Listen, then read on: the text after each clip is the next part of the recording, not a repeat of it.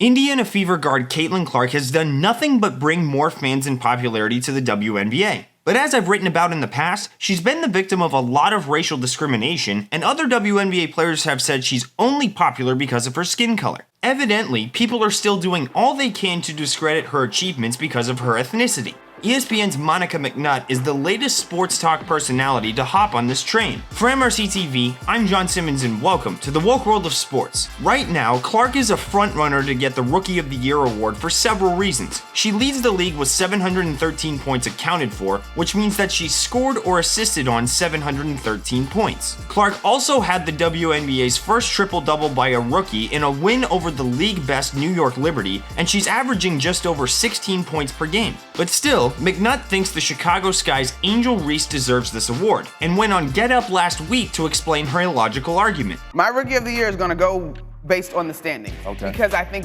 that is how you have the opportunity to measure impact. And the sky's right above them. And the Sky right now are in the playoffs, so you'd have to give the nod in my mind to Angel Reese. Look, the double-double streak that she's rocking and rolling, chasing down, 12 double-doubles to start is the record that spanned over 2 seasons. She's already gotten to 11. I think when you sit back and you look at what's around her, head coach Teresa Weatherspoon in her first year, there's not another #1 draft pick on that roster currently. There's not another all-star on that roster currently from years past. Indiana, they are building blocks. Yeah. Aaliyah Boston, Rookie of the Year, #1 pick last year. Obviously, Caitlin Clark this year.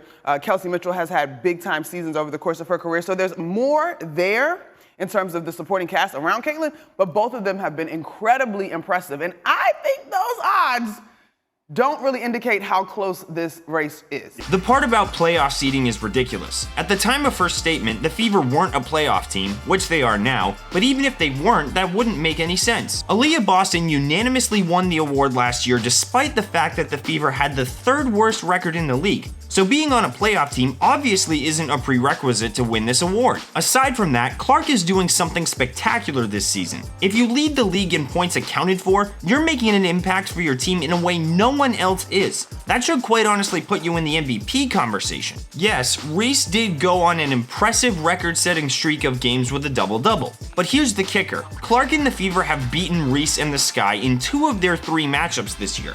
I don't think we need any more evidence to suggest that Clark should be named Rookie of the Year if she continues to play this well. But McNutt is certainly trying her best to make a counter-argument, and it's hard to look past the skin color of who she's supporting. If you want to give the award to the most qualified candidate, you would pick Clark, but if you're a race baiter, you would just look the other way. I want to invite you as my guest on a very special, once-in-a-lifetime, 7-day post-election cruise in the Caribbean.